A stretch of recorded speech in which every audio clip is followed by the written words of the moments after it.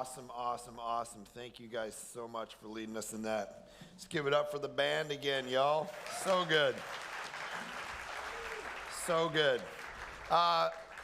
Okay, Luke chapter 15. Luke chapter 15. Thought about how to do the last session, and figured going through one of the great stories of Jesus, maybe the most popular story Jesus ever told, was a good way to end this, because the thing about this story, what has been called the prodigal son story, Luke chapter 15, Tim Keller points out in his book, The Prodigal God, that's a really bad name for it, because there's actually not just one lost son that we usually think about.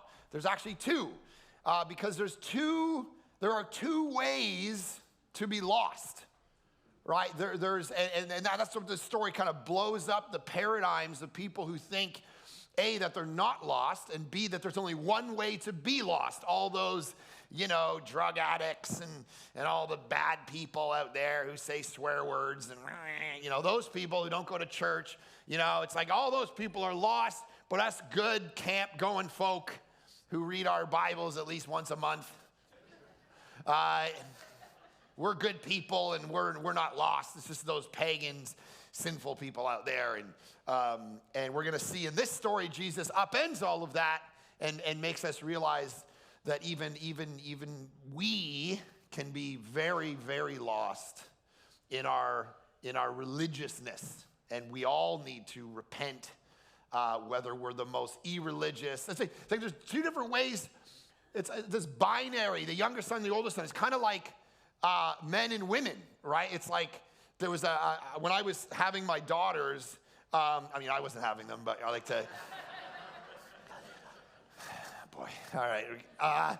So when my wife we have 3 daughters, and so I picked up this book by Dr. Luann Brizendine about the female brain. This was years ago, because I was like, I got to figure this thing out.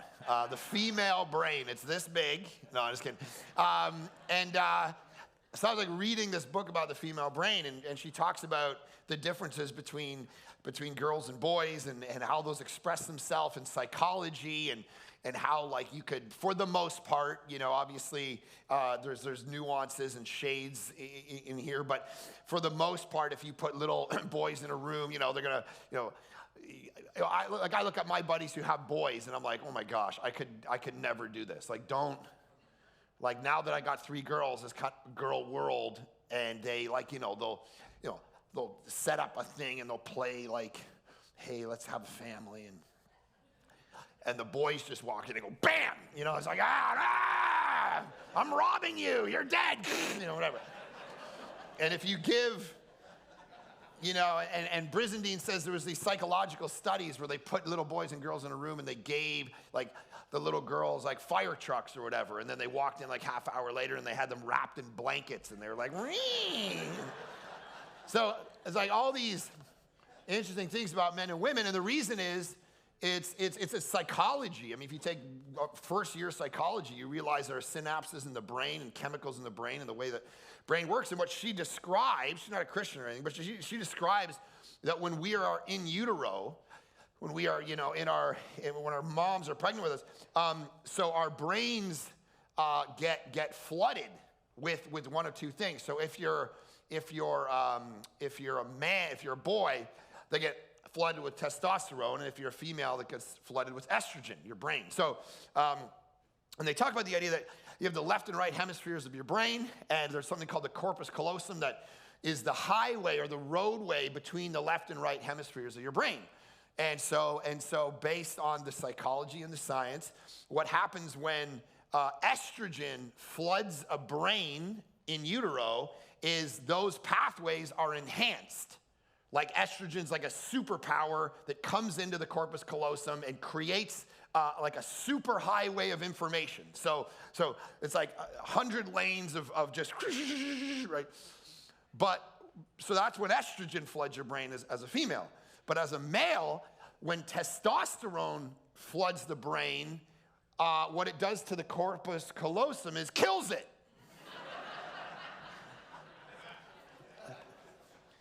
Right? That's science. I'm just saying, it's like, It floods it with aggression and sex. That's what testosterone does to the brain, to the male brain, which is why, so you have a superhighway of information where the left and right hemispheres are talking to each other, which is why women can multitask, and why men, it's like an old jalopy road that gets all potholed out, and why, we're looking in the fridge and we're like, it's not here. And my wife would just come in and just like, boom, idiot, all right? And just like move on. I'm like, what the? What's going on here? So that's science.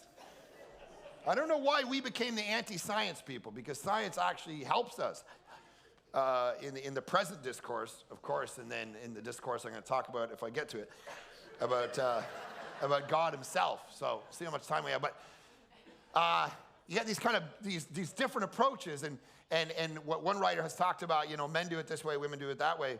And Dr. Emerson Eggerichs talks about the idea, not wrong, just different. Not wrong, just different. So there's people then who take that philosophy of not wrong, just different, and then they apply it to the religious question, and they say, well, there's all kinds of different ways to connect to God. And what Jesus is about to do is say, no, that's actually not true. That the East and the West have their approaches to God, and they're both wrong. That secularism and religion have their approaches to God, and they're both wrong. That the left and the right have their approaches toward God politically, and they're actually both wrong. And he's going to upend everybody and tick off everybody, which is what he was talking. He was talking to tax collectors and sinners and Pharisees. And he told a story that told them both that they're lost, completely lost. And the Pharisees are like, you don't understand. We know all the worship songs off by heart. We read Oswald Chambers. We've memorized Oswald Chambers. And we don't watch any rated R bad movies except Passion of the Christ. We don't do any of that.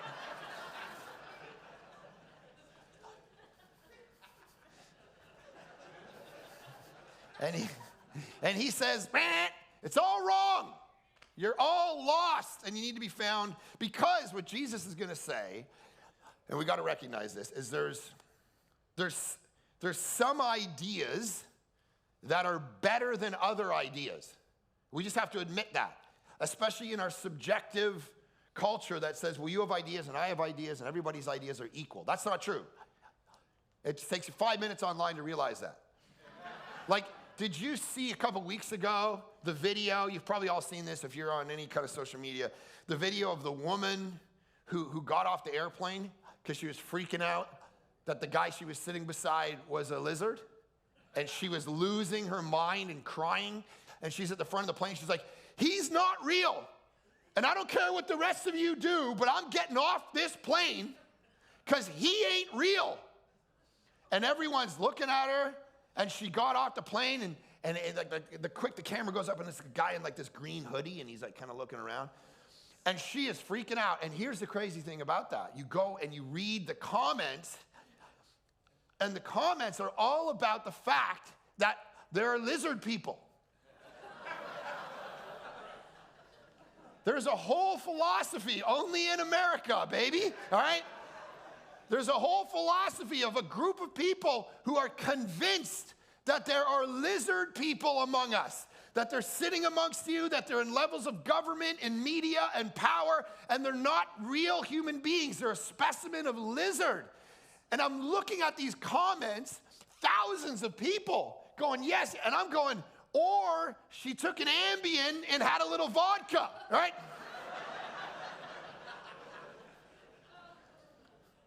There's probably a better explanation. Guys, there's no such thing as lizard people.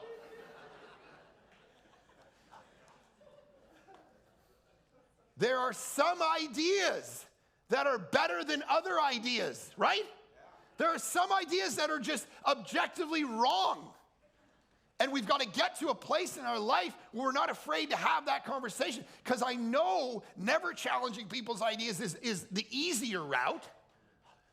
That's the way to get through Thanksgiving dinner without a fight. Yeah, I know, Uncle Joe. We never got to the moon. All right. It's all a big conspiracy. Lizard. Pass the mashed potatoes. No one challenged Uncle Joe and his wacky ideas. But I think that's actually the more dangerous route. Because then we just lapse in this comfort of the 80 years we have here, and there are eternal ramifications for people to never challenge their ideas. And so Jesus, in his parables, makes us do the hard work of going, what is my worldview? What do I believe about God and myself and salvation and the soul? This is what he's doing. It's hard work. And we live in a culture where people aren't wanting to do the hard work, right? Especially like my generation is like, oh, I need a job that fits the woof of my soul. It's like, this doesn't sit with my personality. And it's like my grandfather sitting there, for 40 years. Why? To put food on the table. It doesn't fit the woof of my soul. My what?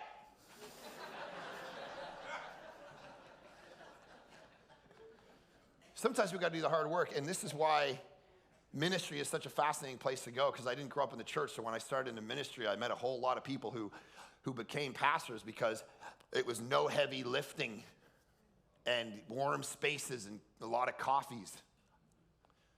And they loved that because they didn't know what else to do with their life. And so ministry is, and meanwhile you read, 1st and 2nd Timothy, and Paul's like, hey, by the way, if you're going to be a pastor, it's an athlete and a farmer and a soldier.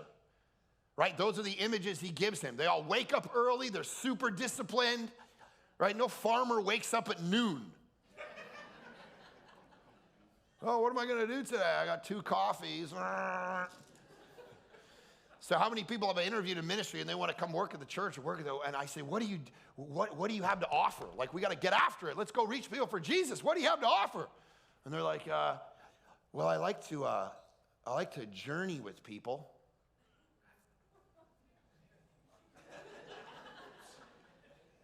What? I like to journey with people. I like to sit in coffee shops and mentor them and talk to them about God.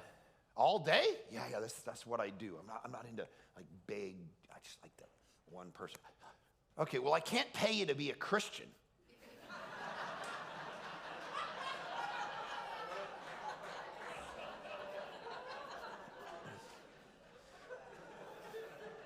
There's a difference between Christianity and ministry. We all know that. So usually when that phone call starts, I just delete, all right? Just walk out of the room. I like to journey.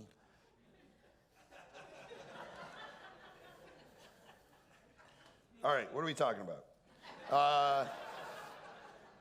Parable of the 2 lost sons. So Luke 15, start at verse 11. And he said there was a man who had 2 sons. 2 sons. I love this. So he calls them sons, which is beautiful because it means that we're not like just animalistic, products of naturalistic evolutionary development. We're sons. We're kids. That's the identity that we have. He's got 2. This is a father, of course, representing God, and he has 2 sons. And the younger of them, I'm the younger. How many younger kids do we got? Yeah, okay, so we're the rebels, right? My brother's all put together and I'm all, growing up, that's the way it was. And that's exactly represented here. The younger of them said to his father, Father, give me the share of property that is coming to me.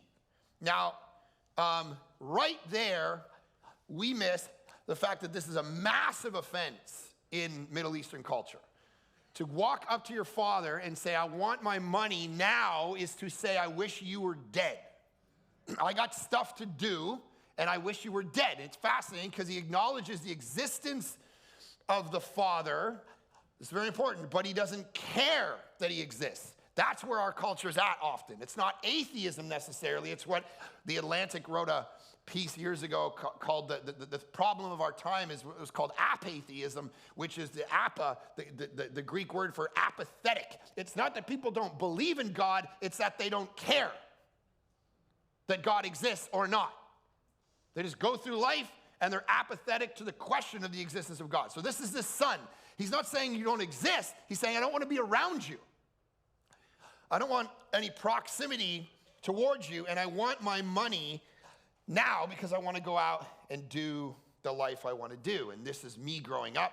First time I did drugs, I was, I think, about 9 years old.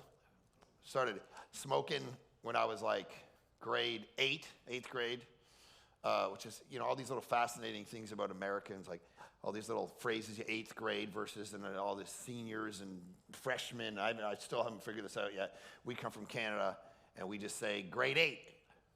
And I talk to America, they're like, what grade are your kids in? I'm like, grade 12. And they're like, I don't understand. I'm like, 12th grade. Oh! Anyway, so this was the first time I ever did drugs. I was that age. I started throwing rocks through people's windows to get more money to do drugs. I started stealing from the moms of my friends. I mean, this was me growing up. The kid who just, the irreligious, this is the first younger brother, the irreligious, secular, progressive, bad kid. This is some of you in this room. Like every story Jesus tells, you got to find yourself in it, right? Remember, we're not Jesus. Some of you are wrestling with that, right? I was talking to people the other day, like, this is blowing my mind. So you're not Jesus, you are the younger or the older son. So you got to find yourself in the story. And this younger son, it's all of you who had this kind of mentality. I'm going to go out and do what I want to do. I'm going to sleep around. I'm going to, which is some of the massive issue, because what this son is saying is the issue isn't just doing a bunch of bad things, is I don't want the Father to have authority over me anymore. That's what our culture does. It says, I don't want, the Bible or God to have any authority over me. I want pure authority, self-authority over myself. And so I'm going to do what I want, which is a fascinating thing, as one writer talks about that I read recently. He says, a lot of the college students who grew up in the church he talks to who year 1 or 2 of college say, I don't believe in God anymore. The chronology is rarely they epistemologically decided they don't believe in God, and then they started sleeping around. It's that they actually started sleeping around and then went backwards to I don't believe in God anymore. Because they've already decided what they want to do with their bodies, and they don't want any authority over them to tell them different. So that tends to be how all of us work at some level. We work backward from our sins and decide some stuff about God and what he thinks about those sins. And so this is what this younger kid is doing. He's going, I don't care that you exist. I want to go off. I want to do my own thing. And so it says the father has divided his property between them. I mean, it's beautiful because he's a good father.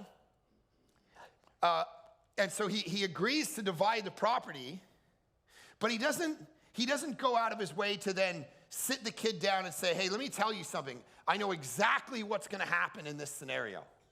I already know what's going to take place. And if he's God in the story, he's all-knowing, so he should be able to sit the kid down and tell him all the information. But he doesn't. He ultimately lets the kid decide what he's going to do, which is exactly how God deals with us, because we live in a culture that wants to figure out what the will of God is very specifically, and that's not really how God works. Like some of you are like, or we grew up and we were, in high school or whatever, and it's like, God, tell me the name of the person that I'm going to marry. I need to know that it's your will. So the only way I'm going to know something is the will of God is if he gives me all the information specifically. And so you start looking in, am I supposed to marry Sarah or Denise? And you start looking in your alphagettis. In the clouds, I saw an S. That means Sarah. I'm supposed to marry Sarah. And you start waiting for God to tell you that, marry Tom. And then you're like, oh, good. He's given me the exact information I need. putting out the Gideon fleece, waiting for God to give us all the information. And that is just not really how it works. How it works is God says, whoever you marry, serve her like Christ served the church. Wherever you end up. Because this is what we do. We're like, God, I want to make a decision, and I'm going to pray, and I'm going to ask. And sometimes, remember that old Garth Brooks song, Unanswered Prayers? Right? How many Garth Brooks fans, right? Sometimes I thank God for unanswered prayers, meaning when God is trying to, he either says yes, no, or later. Those are his three answers. But we want all the information now, and it's good that God's in control versus we're in control. Because some of us sat and we're like, oh Lord, if you just let me marry little Penelope here and we're grade 8, I'll do anything. I'll go on the mission field. I'll do anything. Just let me marry Penelope. She's the greatest thing on the planet. And then you go on with your life and you marry some other girl and you see, 20 years later, you see Penelope on Facebook and you're like, ah! Praise Jesus. That you are in control of all things and not me. Because if I was controlling the universe, I would have done this and this and this and this and this. And why are you allowing this? Why are you? And God goes, I am in sovereign, meticulous control of all things. And sometimes you're not going to understand anything until 5 years later, 10 years later, you're going to look back and go, oh, that's why it was a thing. That's how he works, but he's not going to give you all the info. It's called, you know what, the gap? We're the only generation that thinks like this. 200 years, see, this is what's called the paralysis of choice. 200 years ago, you would date one of the 12 girls in your village that wasn't your sister. But now, we got the paralysis of choice, right? We can just be on that app, and we can scroll. I don't like brown hair. I don't like blonde hair. I don't like red hair. Actually, I like the green eyes. He likes this sport. He doesn't like this sport. And you never make a decision. And so you're, God, give me the info. God, give me the info. He's going, whoever you marry, serve them like Christ served the church. That's the will of God for your life. And sometimes that gap of information is called faith. And so he says, he divides the property between them. And not many days later, the younger son gathered all he had, took a journey into a far country, and there he squandered his property in reckless living. Again, that is many of you, reckless living. And so later on, we find out that he was dealing with prostitutes. And when he had spent everything, a severe famine arose in that country, and he began to be in need.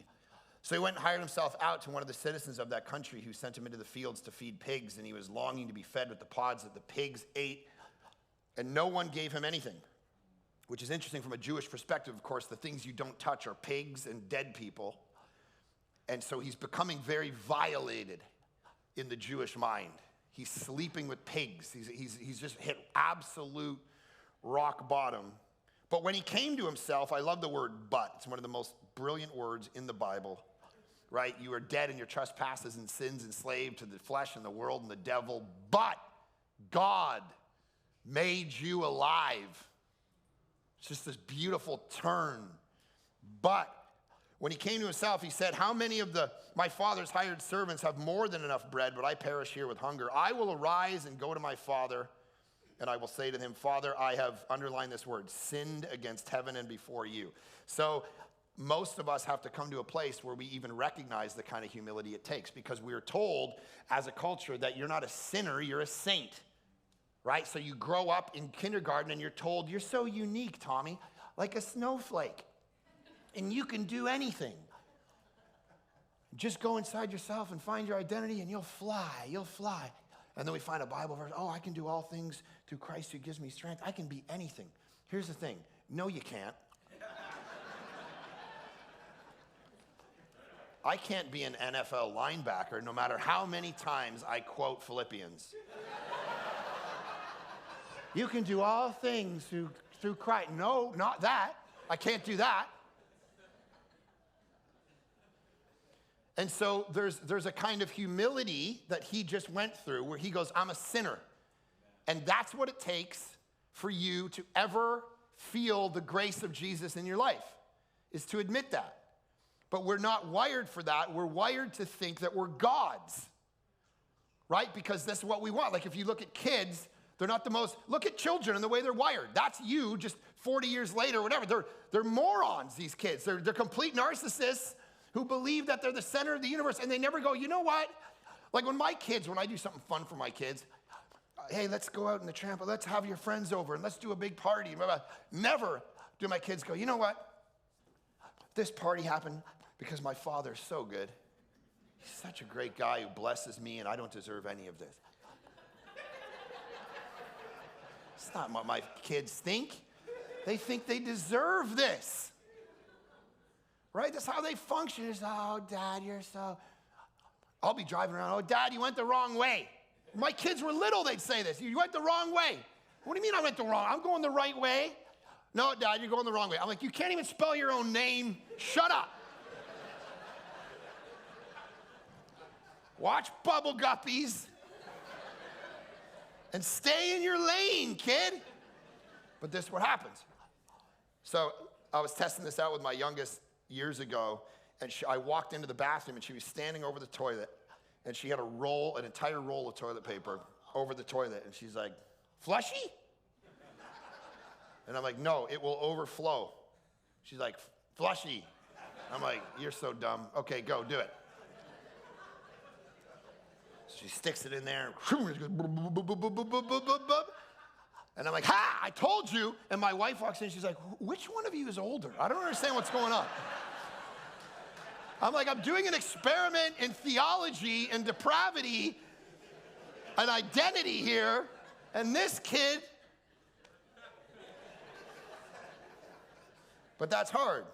So now, here's what's beautiful. This guy goes, "I'm a sinner." And then look at, he rose and came to his father. And he says, so he comes up with this speech. Now, pay attention to the speech.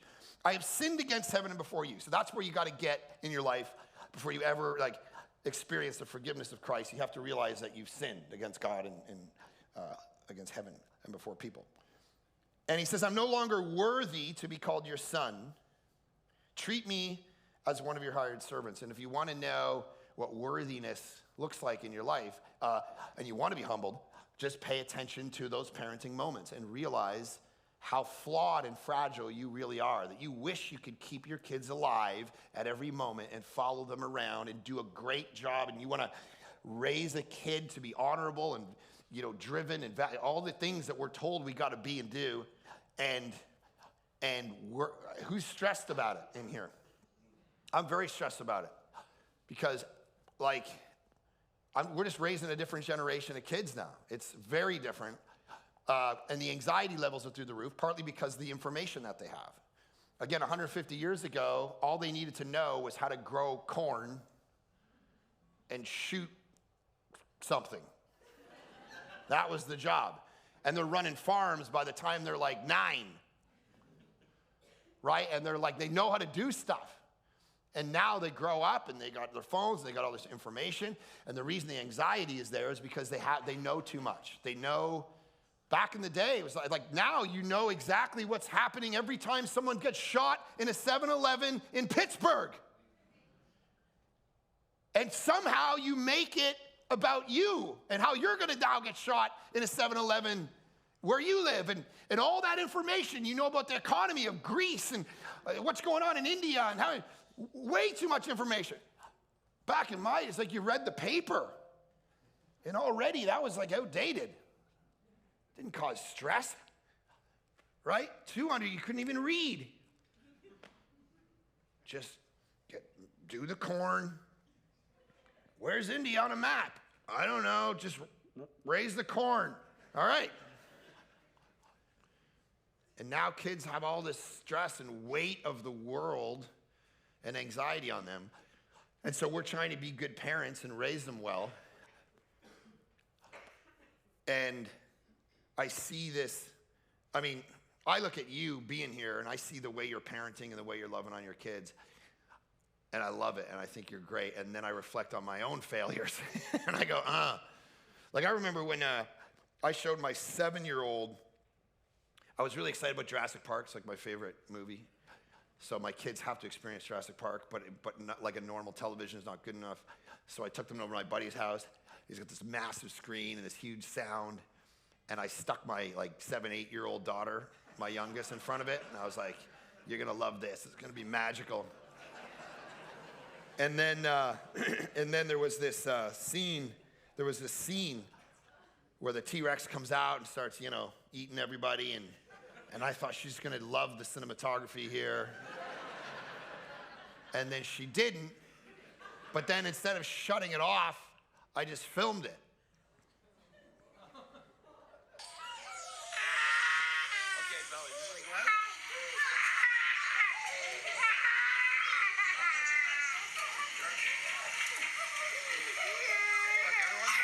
Anyway, it went on for a few minutes.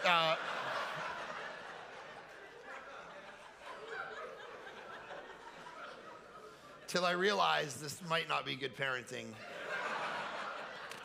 Anyway, so the point is you're doing better than me. And we all need to be thinking about it.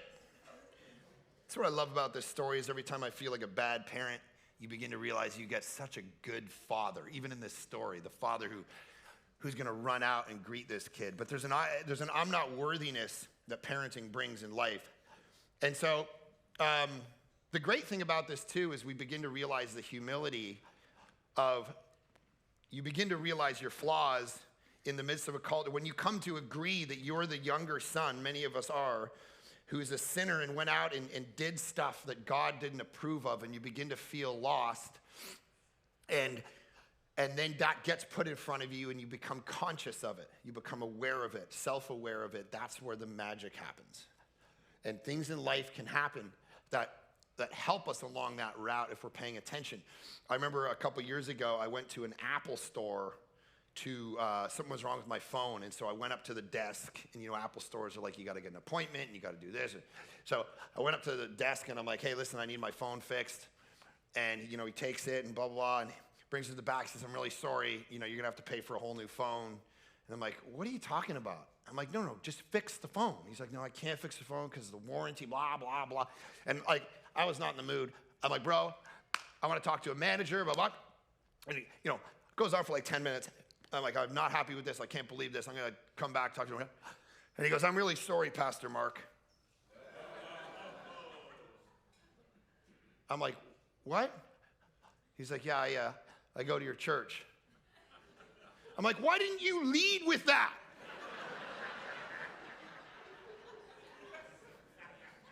This entire thing would have been vastly different. Oh, I don't need possessions. Take it, young child. I shall, whatever. Whatever, right? What the? You go to my church? You secret? So it's in those moments that I'm very readily aware of my sinfulness, of how narcissistic and selfish I really am. And every time that magnifies in my life, the grace of Jesus feels that much better, right? But you got to come to this place that this younger son comes to where they realize this. And so the younger son tells us that we're not divine, like the New Age movement would tell us, right? Like I come from Vancouver. Everywhere you go, there's a karma jar. And that's the tip jar. You tip, and then karma is going to give it back to you. That's what the New Age movement says. The New Age movement says you are divine. And this story just said you are lost. You're unworthy. You've sinned against heaven, and this is a whole point. But then the other flip side that our culture says is, no, you're not divine. You're an animal. And this story says, no, you're a child, you're a son, but you're lost. And that right there, that's the tension of when you're talking to your friends. They don't believe they're lost. Like if you would have walked up to me when I was, 12, 13, 14 years old, throwing rocks through windows, and you came up to me, and if you would have said, you're lost, I would have said, no, I'm fine. I'm fine. Because we don't know what we don't know. Right? So years ago, I flew back to Toronto for Christmas, and I wanted to go see my grandfather. So this is the other grandfather, not the one who passed away at 100, who was a Christian, but my dad's father. And my dad passed away when I was 15. And so I didn't know him very well, but I kind of built a relationship with him over the last bunch of years. So I flew back for Christmas, and we tried to track him down, and we couldn't find him.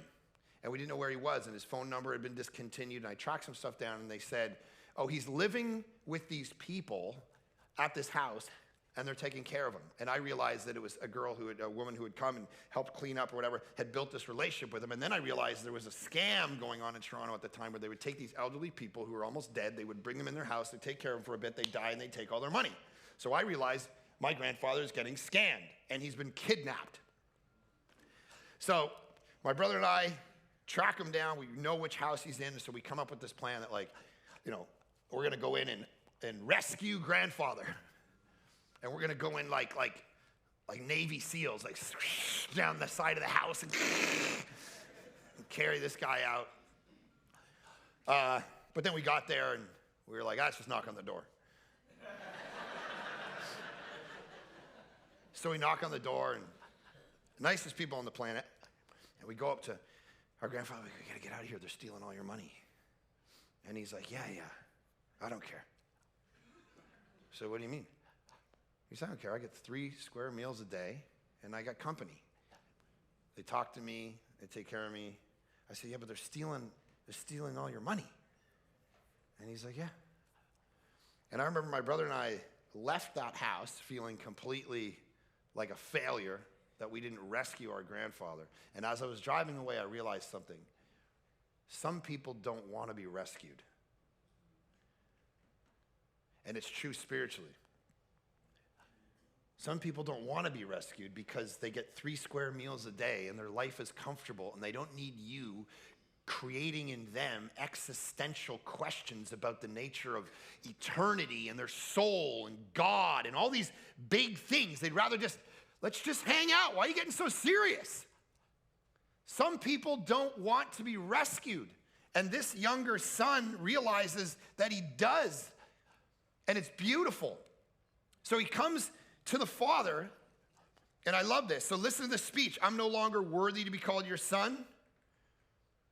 Again, as a parent, look into your parenting and realize the humility of it. Treat me as one of your hired servants. First time I ever took my daughter swimming, we were in this public pool. My wife was away. It was my youngest daughter. We're swimming. I get out of the pool and realize I've only brought 1 towel, and it's freezing cold in this little locker room. And I'm looking down at her. She's 2 years old, and she's got these big squirrel eyes, and she's shaking like this. And I'm like, man, they got to get more towels around here. They got to.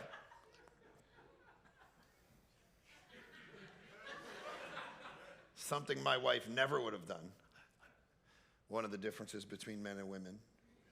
Treat me as one of your hired servants. And then verse 20 says, and he rose and he came to his father. But while he was still a long way off, his father saw him and felt what? Compassion. And ran and embraced him and kissed him. This is the father that now this is what you got to understand. Darrell Johnson, what the professor I was talking about yesterday, the day before, he talks about the idea that he was a missionary in the Philippines, and he was at this little village, and he was preaching through this story. And all the elders of the village were lined up in the front. And as he got to this point in the story, all the elders started to shift around and look very uncomfortable. And he looked down at them and he said, what's the problem? This younger son who asked for the money goes off, and he comes back, and this father lifts up his clothes, and he runs out and he embraces him, and he loves on him the minute the kid shows. And they said, no. And he said, well, what do you mean? And they said, if one of the kids in our village had gone to their father and said, give me the inheritance, and gone off and squandered it, if he came back to the village, we'd beat him to death. That's what we miss in the story. We don't live in that kind of culture. We live in a culture, whatever, kid, come back, yeah, let's go. This father is the kind of father that goes and embraces his kid, even though his kid is the skeptic, even though his kid is living this irreligious lifestyle. And again, that might be some of you. You find yourself in the younger son, and you begin to realize, and that was me growing up, and that was how I came to faith. I started exploring. Once my dad died, I started exploring, is Christianity legitimate? And should I come to the Father even though I've lived this kind of life? And I was the progressive skeptic kid who had to study the philosophy and the history and the science for me ever to become a believer. And then I began to realize, for those of you who are skeptics here, that Christianity is the best idea in the marketplace of ideas. It holds up in regard to science, right? Scientific inquiry, that's what we need to go down, right? For thousands of years, philosophers used to sit around and say, well, how did does God exist? And how did the universe exist? And was the universe, there's a philosophy of contingency. And if something begins to exist, it has to have a cause. Well, the uncaused thing is the universe. The universe has just always existed. And Aristotle and Plato and everybody, that's what they thought.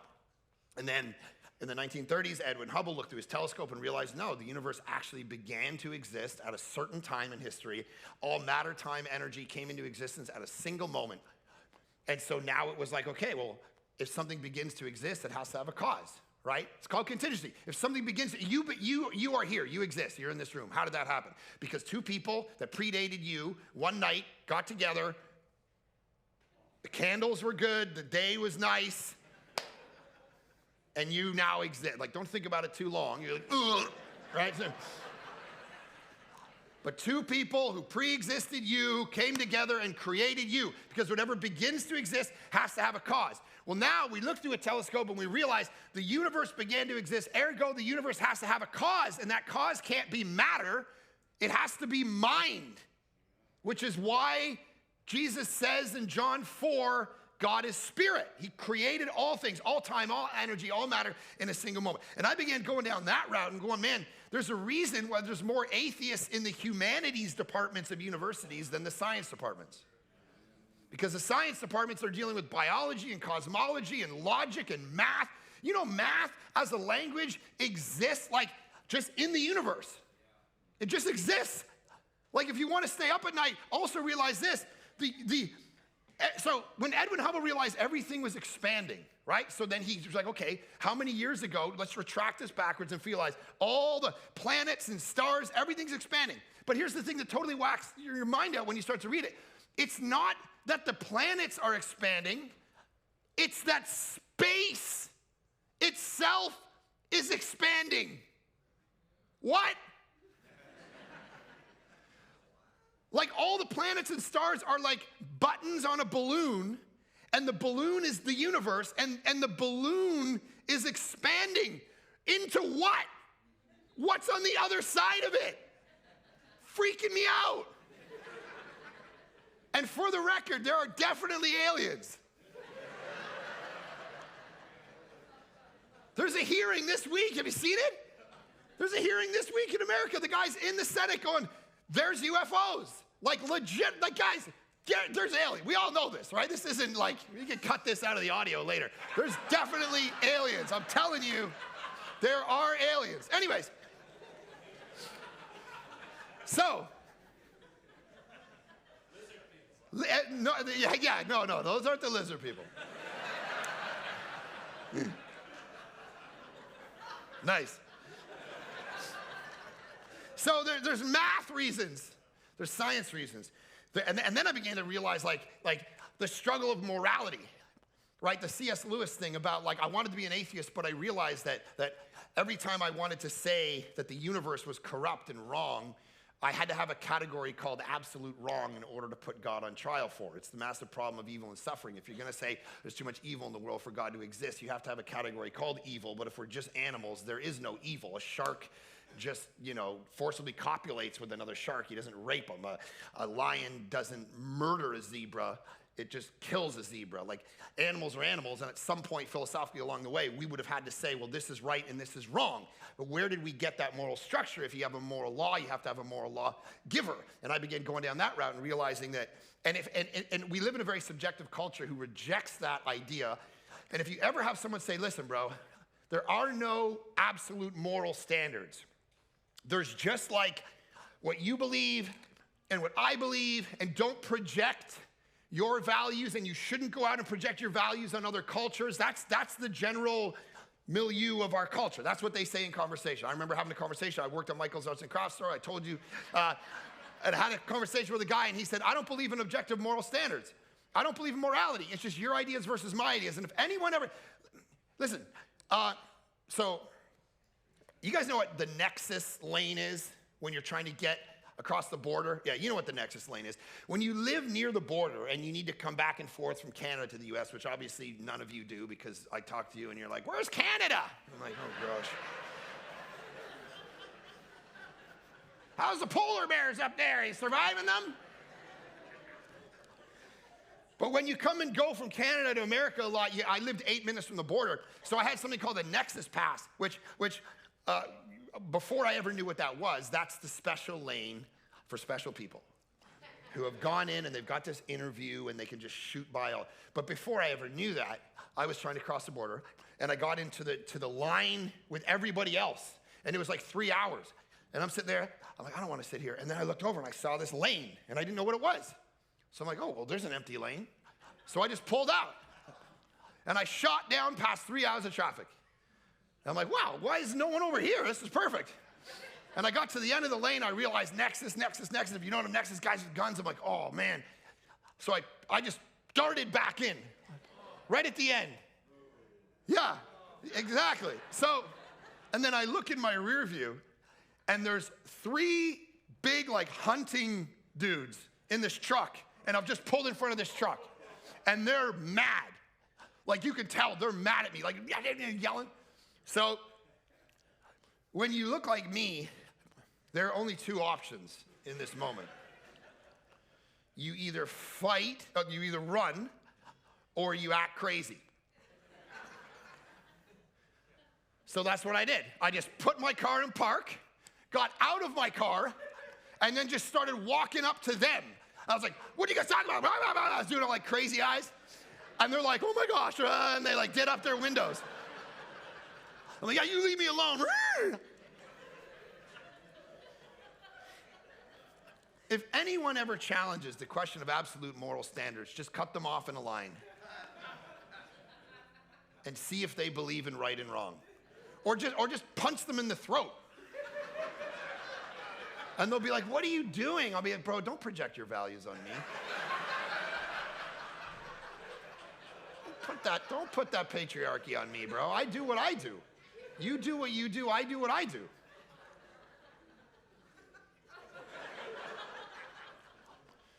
So all these things are what took me from being the younger brother to the one who went, actually, I believe that Christianity makes sense. Morally, it makes sense biblically.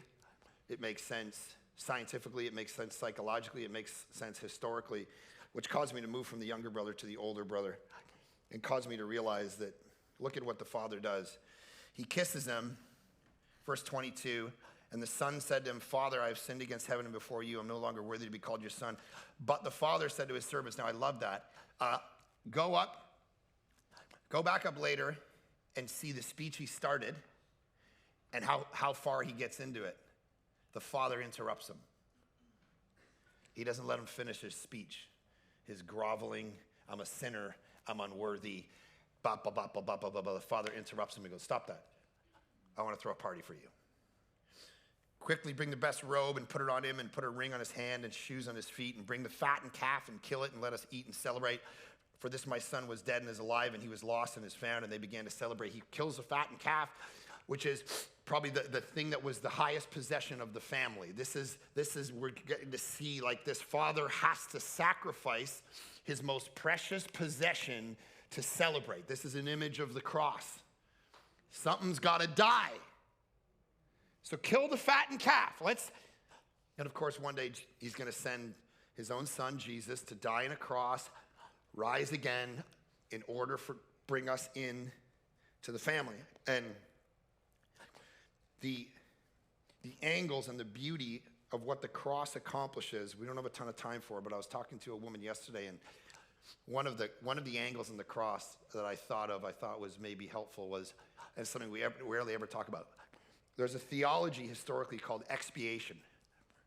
And what expiation means is that Jesus not only forgives you of sin, 1 John tells us that he cleanses you of it. And here's what that means. Those of you who are abuse victims, and in this big crowd, there's a percentage of you that have experienced things maybe that no one even knows about, and you live in the shame and the guilt of that. Religion will come along and tell you, you better earn your favor in front of God.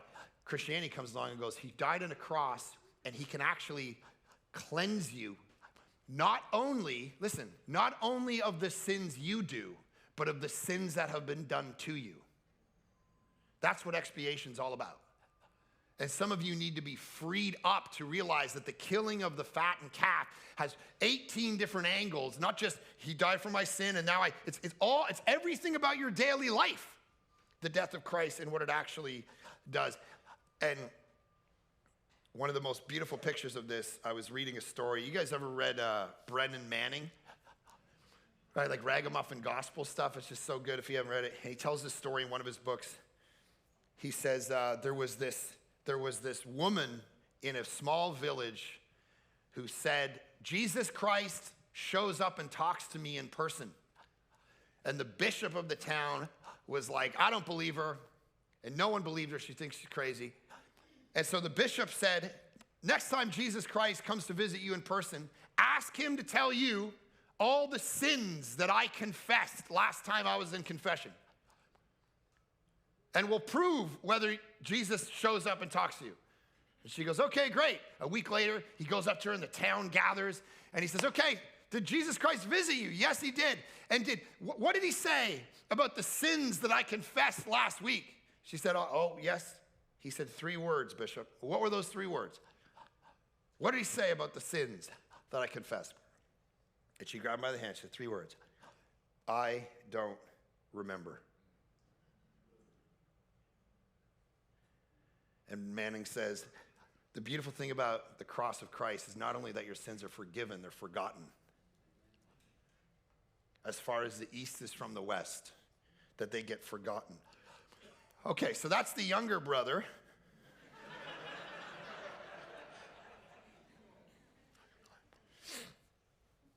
So in 5 minutes, let's do the older one. Now his older son, now that's usually where the sermon stops. You bunch of sinners, come to know Jesus. Boom, done. But there's an older son, and he was in the field, and he came and drew near to the house, and he heard music and dancing. And he called one of the servants and asked what these things meant.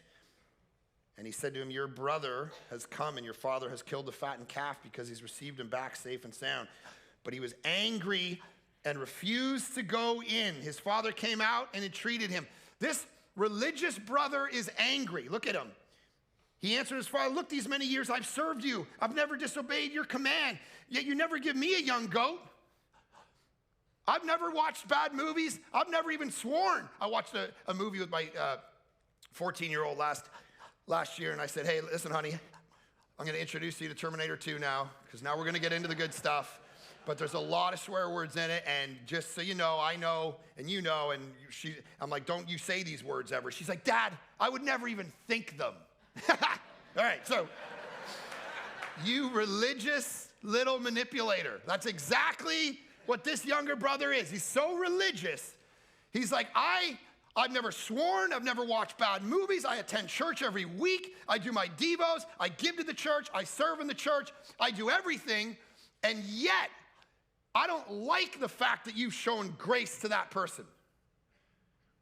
And this brother ends up being lost at the end of the story and never coming in. It's the religious guy in this parable who ends up not getting into the kingdom. Because you can be born in the church, serve in the church, die in the church, have your funeral in the church, and still wake up in hell. Because you don't really know him.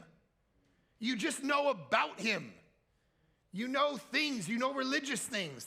And what you start doing, what does this brother do? He compares himself. You can always find someone to compare yourself to go, I'm not that bad. That's the religious spirit. I've been in 2 fights in my life. One of them was my buddy Kevin, much bigger than me, socked me in the face a few times. I fell down, wasn't good. The second one, I won that fight. Couple of punches, chops, bang on the floor. It was my cousin, Cheryl.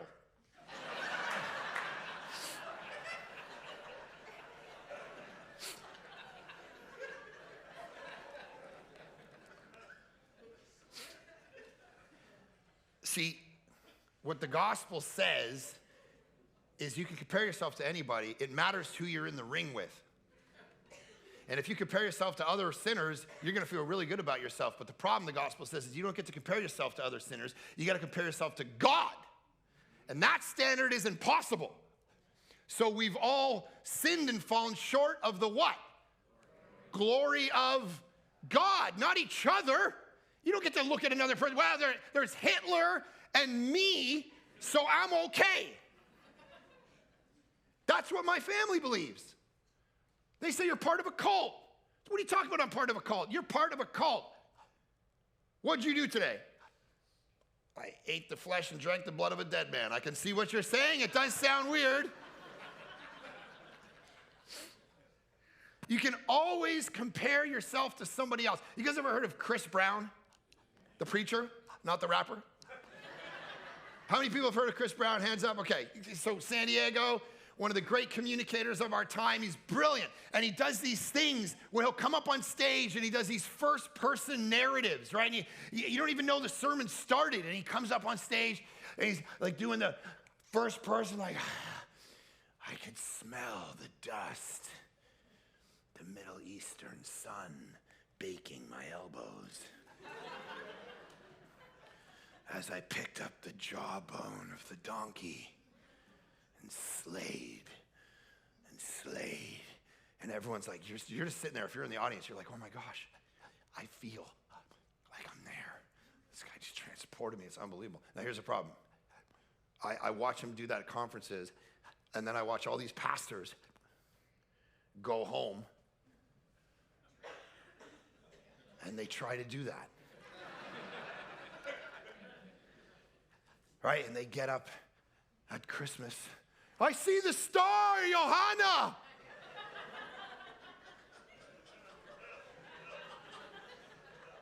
And the church is like, what are you doing? You're a time-traveling shepherd now? I brought my friend. And these pastors just hack it. Because they're trying to be Chris Brown. You can never compare yourself to anybody. This is what he's calling. It's like you compare yourself to God and then you realize your place. And this younger brother loves to compare himself to everybody else. I compare myself to my younger brother. But when this son of yours came who has devoured your property with prostitutes, can almost guarantee that the word prostitute has never been said at this camp more than this week. You killed the fattened calf for him. And he said to him, son, you're always with me. And all that is mine is yours. It was fitting to celebrate and be glad. For this your brother was dead and is alive. He was lost and is found. Don't you understand that throwing this party, it keeps the sun in. So here's what I love about the story. It gives us the glimpse of a beautiful father who runs out to us, whether we're lost in religion or we're lost in irreligion. And he's willing to invite us into the party. And he's so good. One story, and then I'll pray for you. My wife and I were going away up to Whistler to speak at a marriage retreat that we were doing as a church. And so I had planned a bunch of stuff, but her and I never really got a chance to hang out and be like, what are we going to talk about? So on our drive up there, she says, well, what are we going to talk about at this marriage retreat? We're speaking all weekend. And I'm like, yeah. So here's what I said. I said, I'll speak and you chime in. Which in my head sounded really great. But as I said it,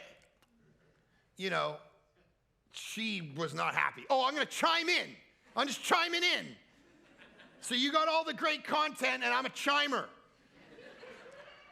I'm like, how did I end up here? So at this point, she just looks out the window and says, okay, I'll just chime in. And I realize that the next 2.5 hours is going to be really quiet. I'm like, oh my gosh. I'm like, so then we're just driving.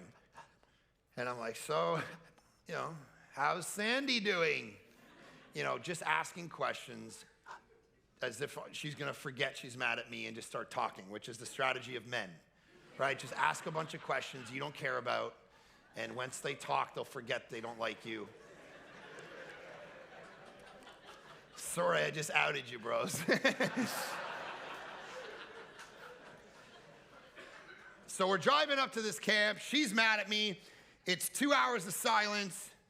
And so I did something in that moment that always reminds me of this story, because I turned on the radio in our car, like the radio, the old school, like there's a steel thing and lasers come in and hit it, and you have no control over what's being played. It's just the radio. It's just songs that are random. You've heard of this? It's crazy, right? It's not your playlist. It's just the radio. And I turned on the radio to liven the mood a bit. And no joke, the song, I haven't turned on the radio in 10 years. And the song that was playing on the radio, when I turned it on, no joke, was the song that Aaron and I danced to at our wedding night. Like, baby, you're all that I want, and you're lying here in my arms. I'm finding it hard to believe we're in heaven. And love is the... All right, so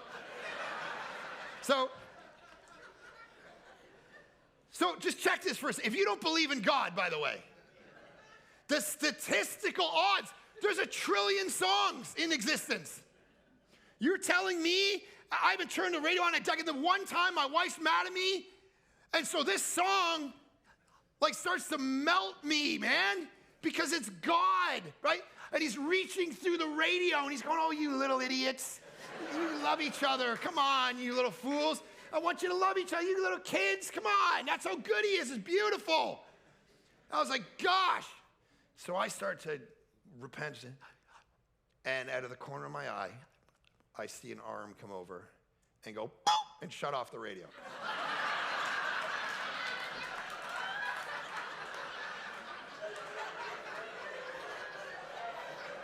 No joke.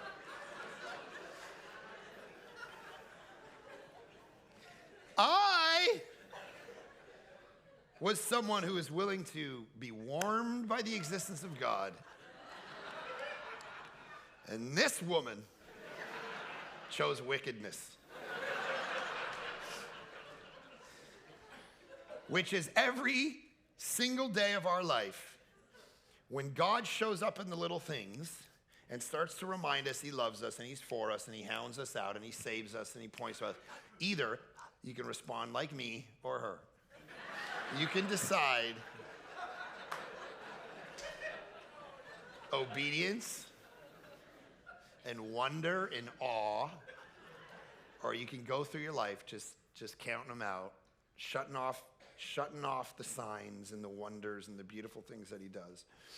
And Lord, I just pray that we are a group of people who is aptly aware of the fact that you're a father who's not sitting back, who the minute we start to move towards you, you run toward us to throw a party and sacrifice your most precious thing for us. And we know that you don't have to do that. That's all grace and undeserved favor. And so we thank you for that, and let our hearts actually just not only believe in you, but treasure you more because of this beautiful story that Jesus told back then that kind of blew up all the paradigms. And let us be the younger brother in the story who comes to a place of recognizing our need for your grace versus the older one who keeps holding on to his religion, completely blind to the work that you have done in order to save us religious types too. The types that judge other people, the types that trust in their own righteousness, that this story would melt all of that away. And we'd be the people with our eyes well open to be obedient when you speak and move and do things versus ignore you. Thanks for this week. Thanks for this time to be able to think deeply on what you're calling us to, and let us be obedient in it. In Jesus' great name we pray. Amen.